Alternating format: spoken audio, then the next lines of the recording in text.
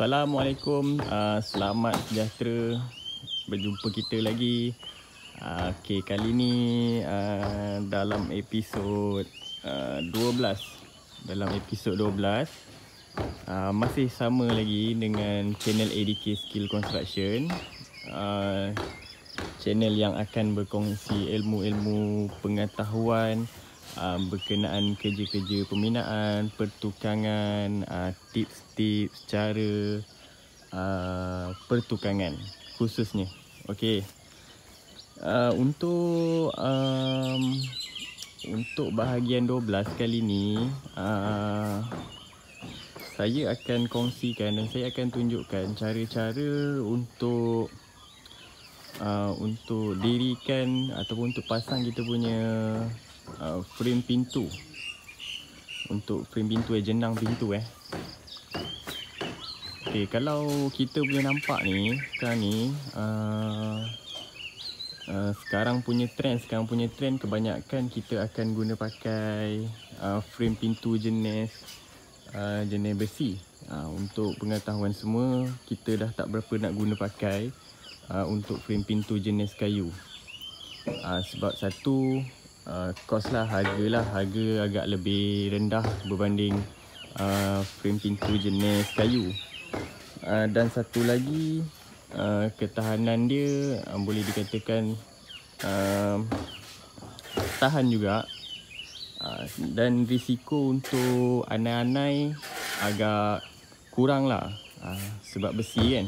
Okay, jadi frame pintu ni dia ada beberapa saiz. Okey, kalau macam ni untuk pintu belakang, ni belakang rumah ni untuk belakang rumah. Untuk belakang rumah biasa kita akan gunakan saiz 34 inci. Untuk 34 inci. Lepas tu lagi satu, untuk frame pintu ni, dia punya lebar ni, dia ada beberapa saiz. Kalau macam yang ni saya ambil 6 inci punya saiz. Ni 6 inci punya saiz. Kalau biasa orang pakai 5 inci, yang ni saya guna pakai 6 inci besar sikit daripada biasalah. Jadi kenapa saya pakai yang agak besar sikit? Sebab bila kita buat kerja plaster, tu nanti simen plaster tu tak makan sampai kita punya frame. Jadi dia punya simen plaster tu nanti akan duduk sampai sini saja last. Jadi frame pintu kita ni, kita punya bingkai pintu ni akan nampak lagi nanti. Okay, ni untuk pintu belakang lah. Untuk pintu belakang saiz 34 inci. Bukaan dia 34 inci. Kalau macam jenis bilik air pula, jenis bilik air pula, saya akan gunakan yang agak kecil sikit, 30 inci. Sebab kalau kita guna yang ni juga, kalau kita guna yang 34 inci, dia akan makan kita punya ruang sikit dalam bilik air. So kita akan gunakan yang lebih kecil sikit lah. Ni 30 inci. Pun sama juga, saya ambil saiz yang lebar sikit, yang 6 inci. Jadi bila kita pakai saiz yang besar sikit ni, yang 6 inci ni, andai kata kalau kita punya ikat bata tu ada sengit sikit ke, ataupun ada lari sikit, kita tak perlu risau, sebab frame pintu ni masih besar. Jadi kerja plaster tu masih boleh dijalankan tanpa ada masalah lah. Sebab frame pintu kita ni masih boleh cover. Itu fungsi kita pakai 6 inci. Kalau tengok dekat taman-taman perumahan kebanyakan dia orang akan pakai saiz 6 inci. Dia orang tak pakai saiz 5 inci. Dia lebih besar lah, kalau 5 inci biasa kecil sikit. 5 inci kecil sikit. Jadi untuk plaster tu ada setengah inci sebelah dalam, setengah inci sebelah luar. Tu yang agak sikit agak tipis lah dia punya plaster tu. Kemudian macam mana cara kita nak menentukan sama ada frame pintu ni sebelah luar, sebelah kiri ataupun sebelah kanan. Okey. Pastikan engsel berada di sebelah dalam Masa kita nak setting kita punya frame pintu, pastikan engsel berada di sebelah dalam, bukan berada di luar. Okey, kalau macam ni engsel berada di sebelah dalam, jadi kita akan pakai L. Bergantung kat mana kita punya kedudukan pintu lah. Okey, macam ni L. Sebab pintu akan buka ke sini. Jadi dia punya engsel ada kat sebelah kiri lah. Kiri. Dia akan ambil kira engsel yang ada di sebelah dalam. Termasuk kat sini juga. Ni pun L.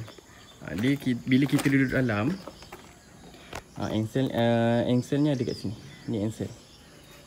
Jadi pintunya akan buka ke sini lah. Pintunya akan buka ke sini.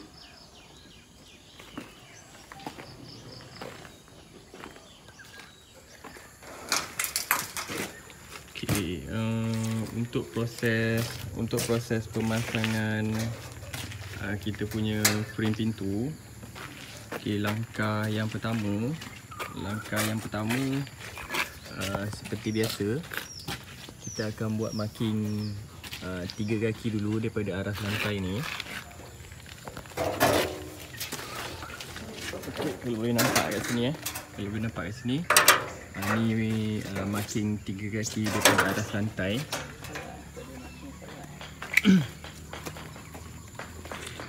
Kena buat kiri dan kanan tiang lah. Kiri dan kanan tiang kita kena buat marking 3 kaki. Kalau boleh nampak kat sini. Lepas tu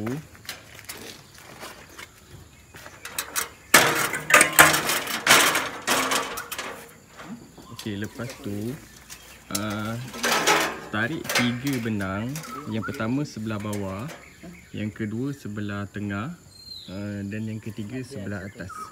Jadi kita ada 3 benang yang akan menentukan tegaknya kita punya frame nanti. Okay, macam saya, untuk benang ni kita akan keluarkan 1 inci daripada tiang. Semua sekali daripada yang bawah, yang tengah, okey, ataupun yang atas lah. Jadi kita akan keluarkan 1 inci daripada tiang. Kemudian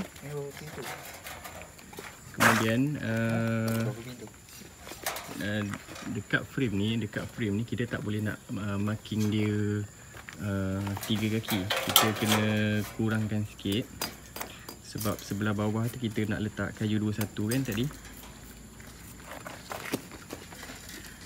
Untuk pastikan frame ni naik sikit daripada aras lantai, supaya kita punya daun tu tak potong terlalu banyak So macam tu. Kita akan buat alas dulu sebelah bawah. Jadi frame kita akan tergantung sikit.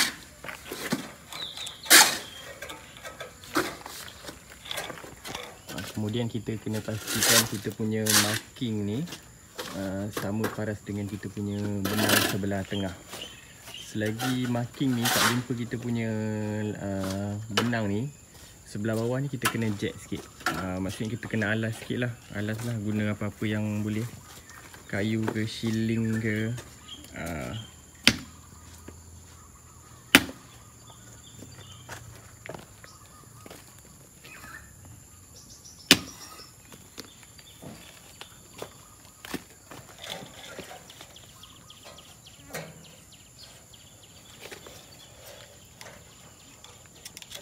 Banyak.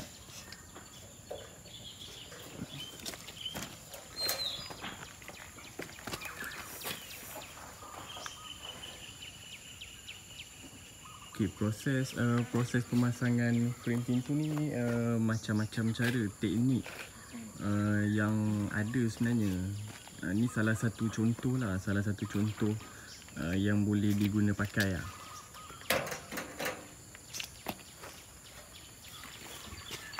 Jadi boleh nampak kita punya marking dekat frame tu dengan kita punya benang sama, kiri dan kanan. Ni kena pastikan benda ni.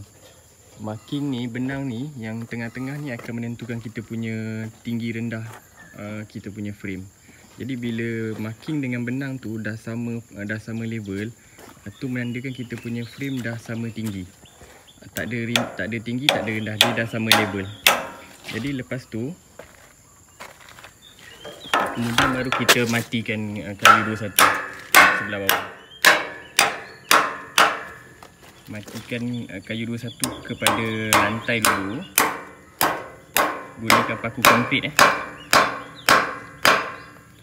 Gunakan paku konkrit. Kemudian baru kita matikan besi frame tu. Besi frame ni kepada kayu.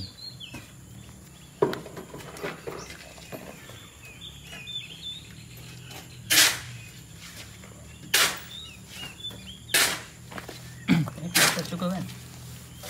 Cukup.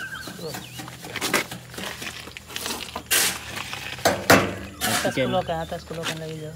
Mati yang sebelah bawah dulu.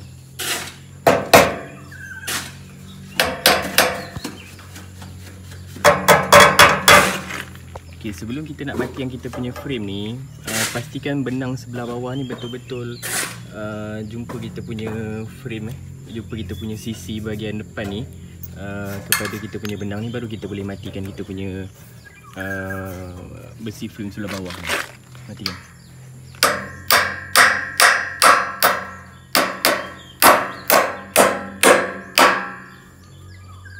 Okay, kiri dan kanan kita akan matikan. Kita akan matikan kiri dan kanan dengan memastikan benang tu duduk betul-betul kat kita punya frame tu. Okey, kalau nampak ni. Okay, baru kita boleh matikan.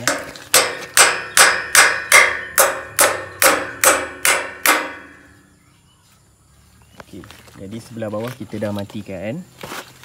Kita tengok balik kita punya ni. Okey, dah confirm duduk tengah-tengah, baru kita buat langkah seterusnya. Okey, untuk langkah seterusnya kita kena buatkan kayu sokong untuk kita punya frame ni. Tujuannya untuk kunci bahagian atas supaya tak bergerak. Okay, macam saya akan gunakan kayu 21 menegak dan satu lagi melintang. Kayu 21 ni kita tak pakaikan kepada frame, kita hanya ikatkan dia dengan menggunakan dawai saja. Kita akan ikat sebelah atas satu, sebelah bawah pun satu.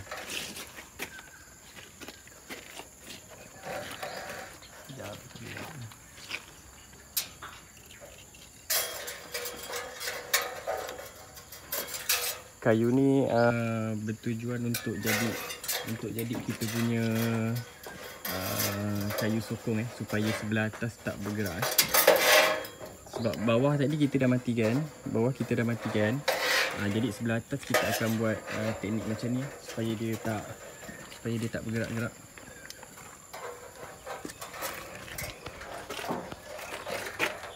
Okay, boleh nampak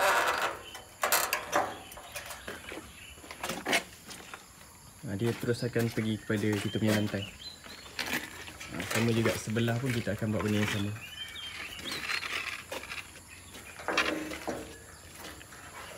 Kita akan ikat dia gunakan dawai saja. Jadi kita tak rosakkan frame kita dengan paku kayu ni kepada besi, ataupun ada juga yang buat dia skrukan kayu ni terus kepada besi. Teknik macam tu dia akan rosakkan kita punya frame besi nanti jadi kalau kita gunakan dawai, kita takkan buat lubang pada kita punya frame lah.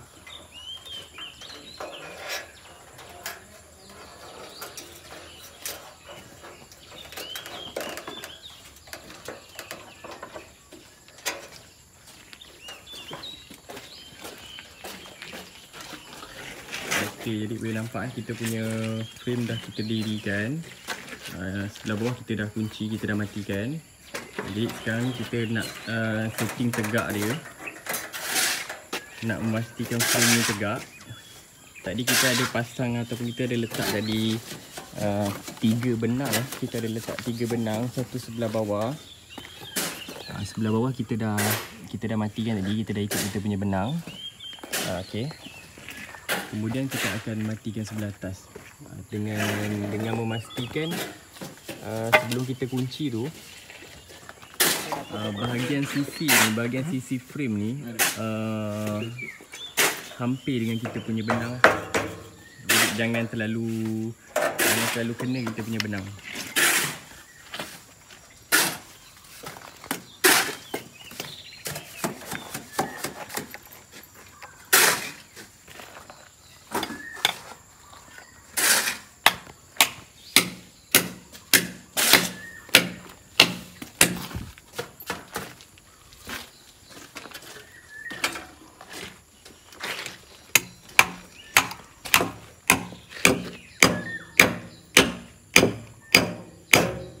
Jadi kayu 21 tu kita matikan kepada lantai, dan kayu sokong ni akan kita paku kepada kita punya kayu 21 yang pendek nanti.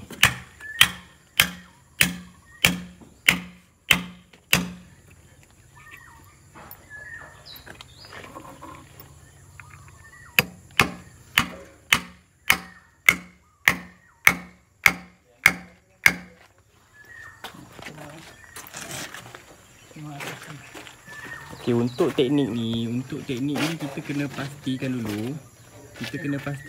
Bahawa tiang kita ni betul-betul tegak. Baru kita boleh guna pakai kita punya tiang sebagai panduan.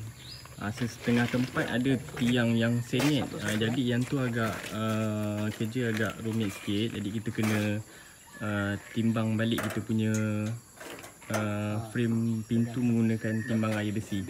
Okey, jadi macam saya gunakan tiang 100%. Jadi saya hanya keluarkan benang daripada tiang ni 1 inci termasuk tengah dan bawah. Sebab saya akan berpandukan dengan saya punya tiang saja.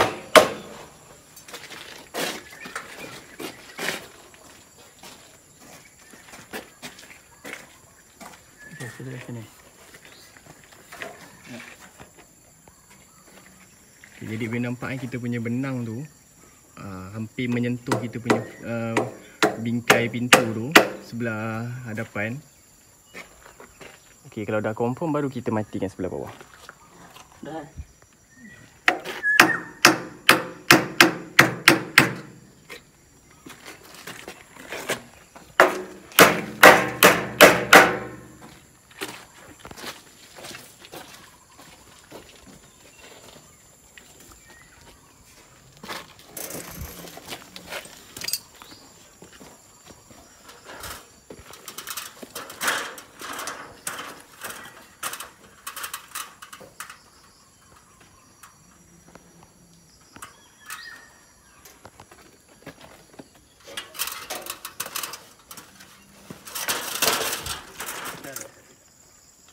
Jadi lepas kita dah confirm sebelah atas kita punya frame dah lurus, sebelah tengah kita punya leveling dengan benang dah sama, bawah pun dah sama, dah lurus, dah tegak.